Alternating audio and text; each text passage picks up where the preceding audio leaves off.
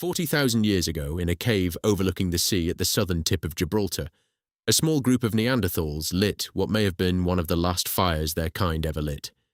They were not stupid. They were not weak. They had bigger brains than you do, and within a few thousand years, every one of them was gone. So, why are you here? And they aren't. The easy answer, the one you've probably heard, is that Homo sapiens were simply smarter, and smarter won. That answer is mostly wrong, and it's worth throwing out first because it hides the actual explanation. Neanderthals were not brutish cavemen waiting to be outwitted. They made sophisticated stone tools, controlled fire, wore clothing, treated injuries severe enough that some individuals survived for years with disabilities that would have killed them without care from the group, and buried their dead. Some evidence even suggests symbolic behavior, pigment use, deliberate arrangements at burial sites. Brain size in Neanderthals, on average, was as large as ours, sometimes larger. If this were a contest of raw individual intelligence, it was not a landslide. So the real question isn't who was smarter. It's who could recover faster when things went wrong. And that difference didn't live inside any one individual's skull. It lived in how many other humans that individual was connected to. Here's the mechanism. Homo sapiens populations, even in the Stone Age, moved resources and information across enormous distances.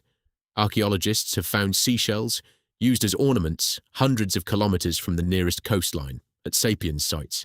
They've found high-quality tool-making stone transported from sources far outside any single group's home range. That's not an accident. It's evidence of networks. Separate bands of humans who knew each other existed, exchanged materials, likely exchanged mates, and could call on each other when a local disaster hit. Neanderthal sites show something different. Their raw materials tend to come from close by, usually within a few dozen kilometers. Their genetic record tells the same story. Small, scattered, often inbred populations, isolated in river valleys and mountain refuges across Ice Age Europe and Western Asia. Every group was, in effect, on its own. Now picture a bad decade, a cold snap, a collapsed herd migration, a volcanic winter. For a Homo sapiens band embedded in a wide network, a bad decade meant leaning on neighbors, moving into a connected group's territory, trading for food, absorbing new members. For an isolated Neanderthal band, a bad decade could simply end the band. There was no wider network to catch them. Multiply that across thousands of years and hundreds of small, disconnected populations, and you don't need a single dramatic extinction event. You need attrition, death by 1,000 disconnected local disasters, while somewhere else, connected sapiens bands kept absorbing shocks and kept growing. This is also where the popular myth needs correcting directly.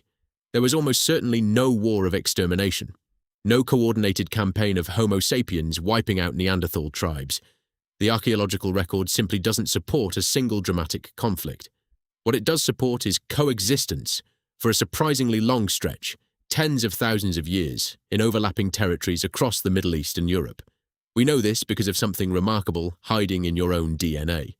If your ancestry traces outside Africa, somewhere between 1% and 2% of your genome is Neanderthal. Not metaphorically, literally. Interbreeding happened, repeatedly, across that shared window of time. Neanderthals weren't a separate doomed branch we simply outcompeted from a distance.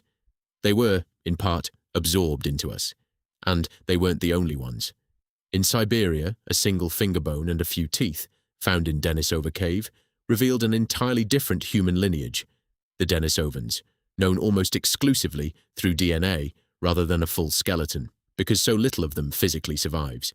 Yet their genetic fingerprint shows up today in populations across Asia and the Pacific, including a gene variant that helps some Tibetan populations survive at extreme altitude.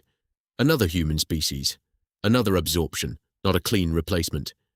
So the pattern repeats, not one dramatic collapse, but a slow demographic tide. Larger interconnected sapiens populations expanding, absorbing smaller isolated populations at the edges, occasionally interbreeding with them, while climate pressure squeezed everyone's resources. The last confirmed Neanderthal populations held on in refuges like that cave in Gibraltar, coastal, resource-rich, defensible, for thousands of years longer than their inland relatives. Even in decline, geography mattered. But eventually, refuge or not, an isolated population with no wider network to draw on ran out of room to absorb the next bad decade. That's the real answer to why you're the one telling this story instead of a Neanderthal narrator doing the same thing about us. It was never a single battle, a single storm, or a single generation of superior brainpower. It was thousands of years of small, connected groups quietly outlasting small, isolated ones. Not because they were tougher, but because they were never really alone. Stand at that cave in Gibraltar today and look out at the same water that last Neanderthal group once watched. Nothing dramatic happened there. No final battle, just a fire. And then, eventually, no more fires. Somewhere else, connected, growing, and about to inherit the entire planet. We kept ours lit.